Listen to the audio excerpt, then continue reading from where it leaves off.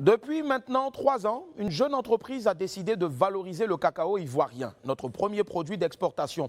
Apoutou Sans Filtre s'est intéressé à leurs activités. On le suit ensemble. Il se déguste sous plusieurs formes.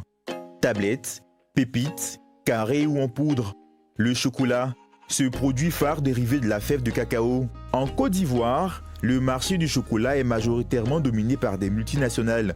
Une situation que veulent faire changer des artisans ivoiriens qui ont ouvert une chocolaterie depuis 3 ans à Grand-Bassam. Nous allons vous montrer comment ce chocolat made in Côte d'Ivoire est fabriqué. La première étape consiste à sélectionner les bonnes fèves. Il y a celle-là qui est plus grosse et celle-là qui est toute petite et plate. Donc déjà sur la taille et la forme, il faut aussi vérifier s'il n'y a pas des petits trous à l'intérieur. Voilà, c'est sur ces critères-là qu'on se base pour sélectionner les fèves. Les bonnes fèves sélectionnées sont ensuite introduites au four pour la torréfaction. La torréfaction permet à l'arôme du cacao de se dégager et à la coque qui est tout autour de s'enlever plus facilement quand on va passer à la 3e étape. Une fois retirée du four, elle passe dans cette machine. L'objectif, c'est de casser les fèves en petits morceaux et ensuite de les séparer de la coque qui est tout autour.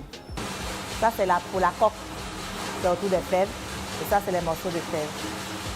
L'étape suivante a lieu dans une autre salle où les mesures d'hygiène sont strictement respectées. Les nips qu'on a obtenus après le concassage sont mis à l'intérieur de cette machine-là. Le broyage est fait et à la fin, on obtient une pâte. Une fois la masse de cacao recueillie, elle est mise dans le moule pour le raffinage. On y ajoutera du sucre en poudre et des arômes. À la fin, on obtient une pâte de chocolat lisse et fluide. La pâte est ensuite soumise à un traitement de température avant d'être renversée dans des moules, puis rangée au réfrigérateur. Elle en ressortira quelques minutes après avoir durci. Suite à ce long processus, nous obtenons enfin notre chocolat avec une contenance de 70% de cacao. Retrouver ce chocolat artisanal dans tous les ménages ivoiriens, c'est la volonté d'Hervé. Au départ, c'était clair dans notre tête de faire du chocolat, mais pas de faire du copier-coller. Nous nous sommes basés sur plusieurs piliers. Celui de faire exclusivement du chocolat noir, qui se rapproche le plus possible de la fève de cacao elle-même. Après, encourager la consommation locale afin de pouvoir faire bénéficier à tous les consommateurs des vertus de ce cacao. Le chocolat, un aliment qui a plusieurs vertus thérapeutiques. Le chocolat noir développe beaucoup l'intelligence des enfants et leur permet de se concentrer. Au niveau des personnes âgées, aujourd'hui, il est démontré que le chocolat noir arrive même à contrôler le cholestérol, le taux de cholestérol dans le sang. Quand vous avez une personne qui arrive à consommer en moyenne 45 grammes de chocolat noir, mais du bon chocolat noir, rien que par semaine, il évite tous ces risques de maladies cardiovasculaires.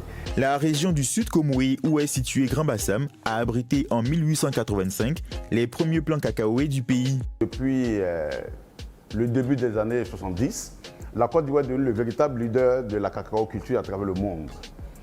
Pendant les 20 ans qui se sont suivis, nous avons produit chaque année environ 2 millions de tonnes de fèves, ce qui représente entre 40 et 50% de la production mondiale. Et pourtant, c'est un autre pays, les Pays-Bas par exemple, qui récolte 80% des bénéfices liés à la production de chocolat. Une situation qui peut changer si une véritable politique d'accompagnement est mise en place pour aider le développement de l'industrie du chocolat. En 2020, la Côte d'Ivoire représentait officiellement 38% de la production mondiale de cacao. Je vais demander ici et maintenant à tous les esprits d'applaudir très fort tous ces artisans-là qui œuvrent nuit et jour afin que notre cacao s'exporte. Et oui, on a besoin de ces chocolatiers-là qui utilisent donc notre cacao, notre matière première, le cacao, et puis qui le transforment ici. On est fatigué des faits ici et puis d'envoyer là-bas et puis encore ils vont nous vendre ici. Ou bien